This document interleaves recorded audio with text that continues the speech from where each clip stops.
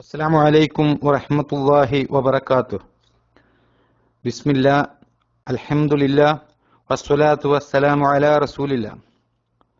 സഹോദരങ്ങളെ, സൂറത്തുൽ ബഖറയുടെ 57-ാമത്തെ ആയത്തിന്റെ അർത്ഥവും അതുപോലെ തന്നെ ഈ ആയത്തിന്റെ തുടക്കത്തിൽ അല്ലാഹു സുബ്ഹാനഹു വതആല പറയുന്ന കാര്യങ്ങളും കഴിഞ്ഞ 2 ക്ലാസ്സുകളിലായി നമ്മൾ ചർച്ച ചെയ്തു. ഇന്ന് ഈ 3-ാമത്തെ ക്ലാസ്സിൽ നമ്മൾ പഠിക്കാൻ പോകുന്ന വിഷയം, അതായത് ഈ 57-ാമത്തെ ആയത്തിന്റെ അവസാനത്തിൽ അല്ലാഹു സുബ്ഹാനഹു വതആല പറഞ്ഞ കാര്യങ്ങൾ, ആ കാര്യങ്ങളുമായി ബന്ധപ്പെട്ട വിഷയങ്ങളാണ് ഇൻഷാ അല്ലാഹ് ഇന്ന് നമുക്ക് പഠിക്കാനുള്ളത്. അള്ളാഹുവിനെയും മൂസാ നബി അലൈഹിസ്സലാമയെയും അനുസരിക്കാതെ 40 വർഷത്തോളം ബനു ഇസ്രായേലിയർ ആ സീനാ താഴ്വരയിൽ കഴിഞ്ഞുകൂടിയത് നമ്മൾ ചർച്ച ചെയ്ത വിഷയമാണ്. ആ സമയത്താണ് അന്ന് മരുഭൂമിയിൽ അലഞ്ഞു നടന്നിരുന്ന ബനു ഇസ്രായേലിയർക്ക് അള്ളാഹു മഹത്തായ 2 അനുഗ്രഹങ്ങൾ നൽകുന്നത്. നമ്മൾ പഠിക്കുന്ന ഈ ആയത്തിന്റെ തുടക്കത്തിൽ അള്ളാഹു സുബ്ഹാനഹു വതആല പറഞ്ഞ ആ അനുഗ്രഹം, നിങ്ങൾക്ക് നാം മേഘത്തണൽ നൽകുകയും മന്നായും കാടപ്പക്ഷികളും ഇറക്കിത്തരികയും ചെയ്തു. നിങ്ങൾക്ക് നാം നൽകിയിട്ടുള്ള വിശിഷ്ടമായ വസ്തുക്കളിൽ നിന്ന് നിങ്ങൾ ഭക്ഷിച്ചുകൊള്ളുക എന്നും അള്ളാഹു സുബ്ഹാനഹു വതആല അവരോട് പറഞ്ഞു. അതിനുശേഷം അള്ളാഹു പറയുന്നത് എന്താ? വമാ വലമൂന, അവർ, അതായത് ആ നന്ദികേട് കാണിച്ചവർ നമുക്കൊരു അക്രമവും വരുത്തിയിട്ടില്ല. വലാകിൻ കാനു അൻഫുസഹും യളിമൂൻ, എന്നാൽ അവർ അവരുടെ സ്വന്തങ്ങളോട് തന്നെയായിരുന്നു അക്രമം പ്രവർത്തിച്ചിരുന്നത്. ഇവിടെ സഹോദരങ്ങളെ, അള്ളാഹു സുബ്ഹാനഹു വതആല ഇസ്രായേൽ സന്തതികൾക്ക് ഓരോ അനുഗ്രഹങ്ങൾ നൽകുമ്പോഴും അവർ അള്ളാഹുവോട് ആ അനുഗ്രഹത്തിൽ നന്ദി കാണിക്കുകയല്ല ചെയ്യുന്നത്, മറിച്ച് അള്ളാഹുവോട് ധിക്കാരം പ്രകടിപ്പിക്കുകയും സ്വന്തത്തെ മറന്നുകൊണ്ട് പ്രവർത്തിക്കുകയുമാണ് അന്ന് ഇസ്രായേലിയർ ചെയ്യുന്നത്. ബനു ഇസ്രായേലിയുടെ ഈ സ്വഭാവം, അത് നന്ദികേട് കാണിക്കുന്ന ഈ സ്വഭാവം, അതൊരിക്കലും അള്ളാഹുവിന് ഒരു ദ്രോഹം വരുത്തുന്നില്ല, മറിച്ച് ദ്രോഹം മുഴുവൻ അത് അവർ പരസ്പരം സ്വന്തത്തോട് തന്നെയാണ് ചെയ്യുന്നത് എന്ന് അള്ളാഹു സുബ്ഹാനഹു വതആല ഇവിടെ ഈ ആയത്തിലൂടെ നമുക്ക് വ്യക്തമാക്കി തരികയാണ്. സഹോദരങ്ങളെ, ഈ ആയത്ത് മുമ്പിൽ വെച്ചുകൊണ്ട് ഇബ്നു കസീർ റഹിമഹുള്ളയെ പോലെയുള്ള തഫ്സീർ പണ്ഡിതന്മാർ ചർച്ച ചെയ്യുകയാണ്, നമുക്ക് പഠിപ്പിച്ചു തരികയാണ്. മഹാനായ മൂസാ നബി അലൈഹിസ്സലാമിയുടെ അനുയായികൾ അവർ അനുസരണയില്ലാത്ത, അള്ളാഹുവോട് ധിക്കാരം പ്രകടിപ്പിക്കുന്നവരായിരുന്നു എങ്കിൽ മഹാനായ മുഹമ്മദ് നബി സല്ലല്ലാഹു അലൈഹി വസല്ലമയുടെ അനുയായികൾ അവർ അള്ളാഹുവിന്റെ മാർഗത്തിൽ നബി സല്ലല്ലാഹു അലൈഹി വസല്ലമയോടൊപ്പം സ്ഥൈര്യത്തോടെ നിലനിന്നവരാണ് എന്ന് നമുക്ക് പഠിപ്പിച്ചു തരികയാണ്. നമ്മളൊന്ന് ചിന്തിച്ചു നോക്കൂ സഹോദരങ്ങളെ, മക്കയിൽ നബി സല്ലല്ലാഹു അലൈഹി വസല്ലമക്കും സ്വഹാബികൾക്കും അള്ളാഹുവിന്റെ ദീൻ അനുസരിച്ച് ജീവിക്കുവാൻ പ്രയാസമായി വന്നപ്പോൾ അതിന് സ്വാതന്ത്ര്യമുള്ള ഒരു രാജ്യത്തേക്ക് നബി സല്ലല്ലാഹു അലൈഹി വസല്ലമയും സ്വഹാബത്തും ഹിജറ പോവുകയാണ് ചെയ്തത്.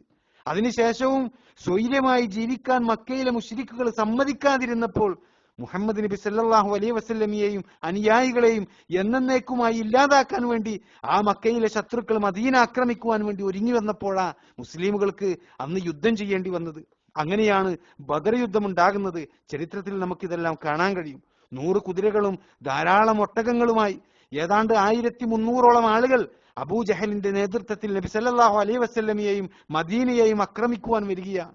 അന്ന് മുസ്ലിമുകളുടെ അംഗബലം എത്രയാ? ചരിത്രം പറയുന്നത് അത് വളരെ കുറവാണ്.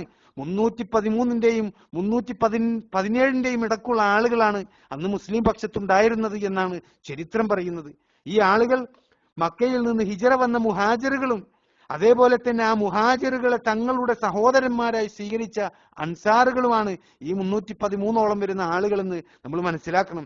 എന്താണ് സഹോദരങ്ങളെ, അവരെ കുറിച്ച് നബി സല്ലല്ലാഹു അലൈഹി വസല്ലമയുടെ ആ അനുചരന്മാരെ കുറിച്ച് ചരിത്രം പറയുന്നത്, ബദർ യുദ്ധത്തിലേക്ക് കടക്കുന്നതിന് മുമ്പ് യാദൃശികമായി കടന്നു വന്ന ഈ അപകടത്തെ മുന്നിൽ കണ്ടുകൊണ്ട് അവരാ നബി സല്ലല്ലാഹു അലൈഹി വസല്ലമ ആ യുദ്ധത്തിലേക്ക് ഇറങ്ങുന്നതിന് മുമ്പ് മഹാനായ നബി കരീം സല്ലല്ലാഹു അലൈഹി വസല്ലമ മുസ്ലിം പക്ഷത്തുള്ള ആളുകളെ വിളിക്കുകയും അവരുമായി യുദ്ധത്തെ സംബന്ധിച്ച് കൂടിയാലോചന നടത്തുകയുമാണ്. ആ സമയം സഹോദരങ്ങളെ, ഒന്നാമതായി അബൂബക്കർ റളിയല്ലാഹു അൻഹുവും പിന്നീട് ഉമർ റളിയല്ലാഹു അൻഹുവും എഴുന്നേറ്റ് നിന്നുകൊണ്ട് പറഞ്ഞു, അള്ളാഹുവിന്റെ പ്രവാചകരെ, ഈ യുദ്ധത്തെ സംബന്ധിച്ച് താങ്കളുടെ കൽപ്പന എന്താണോ ആ കൽപ്പന പൂർണ്ണമായി അനുസരിക്കുവാൻ ഞങ്ങൾ തയ്യാറാണ് എന്നാണ് ആ സമയം അബൂബക്കർ സിദ്ദീഖ് റളിയല്ലാഹു അൻഹുവും അതുപോലെ തന്നെ ഉമർ റളിയല്ലാഹു അൻഹുവും പറയുന്നത് എന്ന് നമ്മൾ മനസ്സിലാക്കണം. അതിനുശേഷം മിഖ്ദാദ് ബിൻ അംർ റളിയല്ലാഹു അൻഹു നബി സല്ലല്ലാഹു അലൈഹി വസല്ലമയോട് പറയുകയാണ്, അള്ളാഹുവിന്റെ പ്രവാചകരെ, ഈ വിഷയത്തിൽ താങ്കളുടെ അഭിപ്രായം എന്താണോ അതിനനുസരിച്ച് താങ്കൾ പ്രവർത്തിച്ചു കൊള്ളുക. ഞങ്ങൾ താങ്കളോടൊപ്പം ഉണ്ടാകും. നീയും നിന്റെ റബ്ബും പോയി യുദ്ധം ചെയ്തോളൂ, ഞങ്ങൾ ഇവിടെ ഇരുന്നു കൊള്ളാമെന്ന് ഇസ്രായേൽ സന്തതികൾ മൂസാ നബി അലൈഹി സ്വലാമിയോട് പറഞ്ഞതുപോലെ അള്ളാഹുവാണ്, ഞങ്ങൾ പറയൂല റസൂലേ എന്ന് മിഖ്ദാദ് റളിയല്ലാഹു അൻഹു പറഞ്ഞു കൊടുക്കുകയാണ്. എന്നിട്ട് അദ്ദേഹം പറയുകയാണ്, സഹാബി പറയുകയാണ്, അള്ളാഹുവാണ് സത്യം, താങ്കൾ കൽപ്പിച്ചു കൊള്ളുക, ഞങ്ങൾ താങ്കളോടൊപ്പം യുദ്ധം ചെയ്തു കൊള്ളാം. ഇത് കേട്ടപ്പോ സഹോദരങ്ങളെ, റസൂലുള്ളാഹി സ്വല്ലല്ലാഹു അലൈഹി വസല്ലമ മിഖ്ദാദ് റളിയല്ലാഹു അൻഹുവിന് വേണ്ടി ആ സമയം പ്രാർത്ഥിച്ചു എന്നാണ് ചരിത്രം നമുക്ക് പഠിപ്പിച്ചു തരുന്നത്. എന്നാൽ സഹോദരങ്ങളെ, ഈ അഭിപ്രായം പറഞ്ഞ ആളുകൾ അവർ മക്കയിൽ നിന്നും മദീനയിലേക്ക് വന്ന മുഹാജിറുകളാണ്. നബി സല്ലല്ലാഹു അലൈഹി വസല്ലമക്ക് മദീനാവാസികളായ അവരിൽ ഭൂരിപക്ഷമുള്ള അൻസാറുകൾ അവർ എന്ത് നിലപാടാണ് എടുക്കുന്നത് എന്ന് അറിയുവാൻ വേണ്ടി താല്പര്യമുണ്ട് നബി സല്ലല്ലാഹു അലൈഹി വസല്ലമക്ക്. എന്നിട്ട് ആ കാര്യം അൻസാറുകളോട് ചോദിച്ചപ്പോൾ അവരിൽ പ്രധാനിയായ സഅദ് ബിൻ മുആദ് റളിയല്ലാഹു അൻഹു നബി സല്ലല്ലാഹു അലൈഹി വസല്ലമയോട് പറയുകയാണ്, ഞങ്ങൾ താങ്കളെ വിശ്വസിക്കുകയും അംഗീകരിക്കുകയും താങ്കൾ കൊണ്ടുവന്നത് സത്യമാണ് എന്ന് സാക്ഷ്യം വഹിക്കുകയും ചെയ്തവരാണ്. അതിന്റെ അടിസ്ഥാനത്തിൽ താങ്കൾ പറയുന്നതെല്ലാം ഞങ്ങൾ കേൾക്കുകയും അതെല്ലാം അനുസരിക്കുകയും ചെയ്യാമെന്ന കരാറും പ്രതിജ്ഞയും ഞങ്ങൾ താങ്കളോട് ചെയ്തിട്ടുണ്ട്. അതുകൊണ്ട് താങ്കൾ ഉദ്ദേശിച്ചത് പ്രവർത്തിച്ചു കൊള്ളുക റസൂലേ. താങ്കളെ സത്യവുമായി നിയോഗിച്ചവൻ തന്നെയാണ് സത്യം. ഒരു സമുദ്രം താങ്കൾ മുറിച്ചു കടക്കുകയാണ് എങ്കിൽ ഞങ്ങളും താങ്കളോടൊപ്പം ഉണ്ടാകും. ഞങ്ങളിൽ ആരും തന്നെ പിന്മാറുകയില്ല റസൂലേ. നാളെ തന്നെ ഞങ്ങളെയും കൊണ്ട് താങ്കൾ ശത്രുക്കളെ നേരിട്ടാൽ ഒരു വെറുപ്പും പ്രകടിപ്പിക്കാതെ ഞങ്ങൾ താങ്കളോടൊപ്പം യുദ്ധരംഗത്ത് ഉറച്ചു നിൽക്കുന്നതാണ്. കൺകുളിർക്കാവുന്ന രംഗങ്ങൾ ഞങ്ങളിലൂടെ അള്ളാഹു താങ്കൾക്ക് കാണിച്ചേക്കാം. അതുകൊണ്ട് റസൂലേ, അള്ളാഹുവിന്റെ അനുഗ്രഹത്തോടെ അങ്ങ് ഞങ്ങളെ നയിച്ചാലുമെന്ന് മഹാനായ സ്വഹാബി സഅദ് ബിൻ മുആദ് റളിയല്ലാഹു അൻഹു നബി സല്ലല്ലാഹു അലൈഹി വസല്ലമയോട് പറഞ്ഞു എന്നാണ് സഹോദരങ്ങളെ ചരിത്രം പറയുന്നത്. ഇതാണ് സഹോദരങ്ങളെ നബി സല്ലല്ലാഹു അലൈഹി വസല്ലമയിൽ വിശ്വസിച്ച സ്വഹാബികളുടെ ശ്രേഷ്ഠത. എന്നാൽ ഈ രൂപത്തിലല്ലായിരുന്നു മഹാനായ മൂസാ നബി അലൈഹിസ്സലാമയുടെ അനുയായികൾ. അവർ എപ്പോഴും മൂസാ നബി അലൈഹിസ്സലാമക്ക് വിഷമങ്ങൾ മാത്രമാണ് നൽകിയത്. ഇനി തുടർന്നു വരുന്ന ആയത്തുകളിൽ മൂസാ നബി അലൈഹിസ്സലാമിയെ പ്രയാസപ്പെടുത്തുന്ന അദ്ദേഹത്തിന്റെ അനുയായികളെ നമുക്ക് കൂടുതൽ മനസ്സിലാക്കാൻ കഴിയുന്നതാണ് ഇൻഷാ അല്ലാഹ്. ഇവിടെ ഈ ആയത്തിന്റെ പഠനം അവസാനിപ്പിക്കുകയാണ്. ഇൻഷാ അല്ലാഹ് വരുന്ന ആയത്തുകളിലൂടെ നമുക്ക് കൂടുതൽ പഠിക്കാൻ കഴിയുന്നതാണ്. ഇനി ഈ 57-ാമത്തെ ആയത്ത് തജ്വീദോടുകൂടി എങ്ങനെ പാരായണം ചെയ്യാമെന്നാണ് നമുക്ക് പഠിക്കാനുള്ളത്. അതിനായി ഷെയ്ഖ് യാസിർ ബിൻ ഹംസ ഹഫിളഹുല്ലാഹ് അദ്ദേഹം നമുക്ക് അയച്ചു തന്ന ഖുർആൻ പാരായണത്തിന്റെ ക്ലിപ്പ് ഇവിടെ പേസ്റ്റ് ചെയ്യുന്നു.